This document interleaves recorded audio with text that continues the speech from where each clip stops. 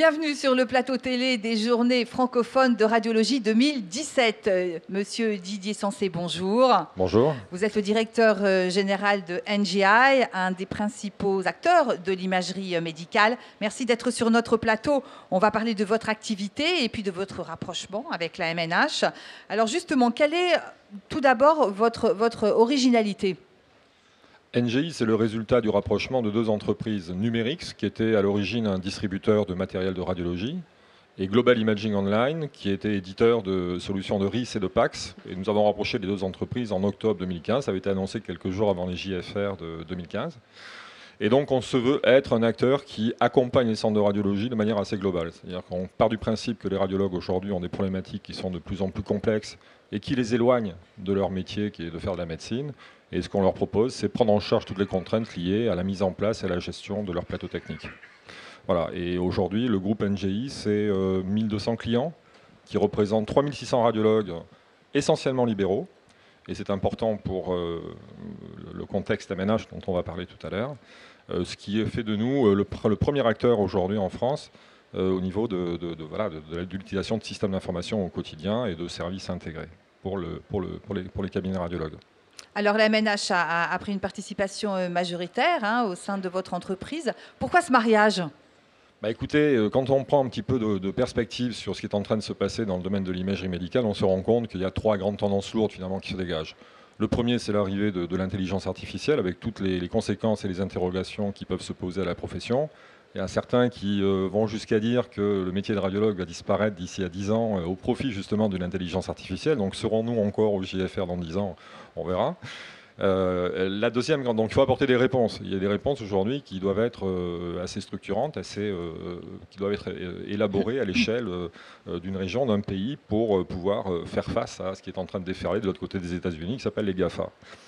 La deuxième grande tendance qu'on observe, c'est le rapprochement inéluctable entre les besoins du public et les ressources du privé.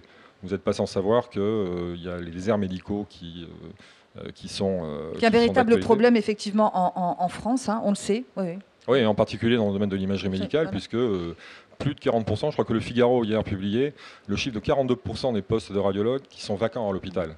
Donc ça veut dire que pour assurer la continuité de soins, pour permettre à un patient qui arrive dans un hôpital et qui, lorsqu'il arrive, passe par le service d'imagerie, il faut bien des personnes qui vont faire le diagnostic. Et il se trouve que ces compétences, aujourd'hui, elles sont plutôt dans l'environnement libéral, pour des questions, on ne va pas en débattre, mais enfin essentiellement d'attractivité finalement du monde libéral par rapport au secteur public.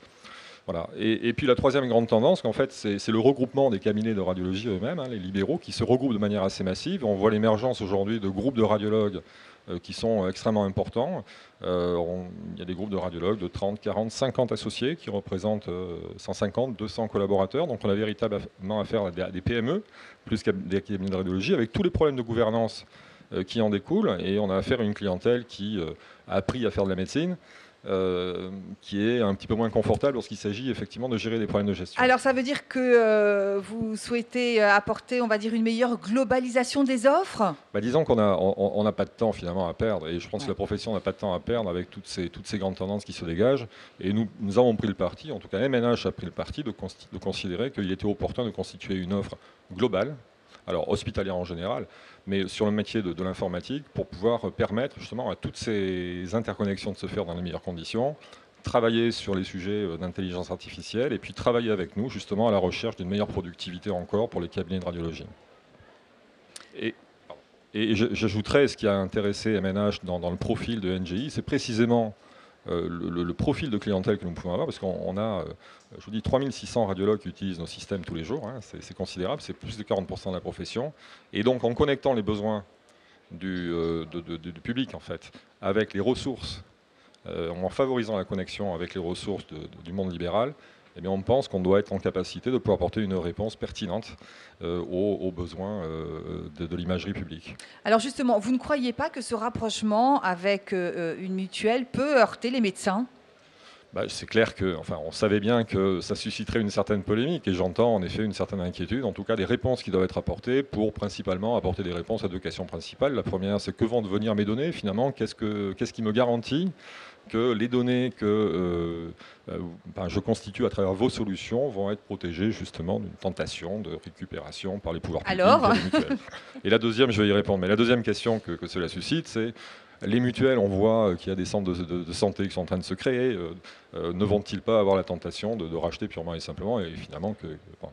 Moi, j'apporterai deux réponses simples. La première, c'est que le groupe MNH aujourd'hui a pour vocation d'être un prestataire de services et d'apporter des réponses et d'être un fournisseur du monde hospitalier, du monde médical et donc de la profession en général et du radiologue en particulier. Ça, c'est un premier point. Donc on ne peut pas être à la fois fournisseur et concurrent. Donc la tentation de créer des centres de santé ou de racheter des cabinets de radiologie, je pense que c'est quelque chose qui sera clairement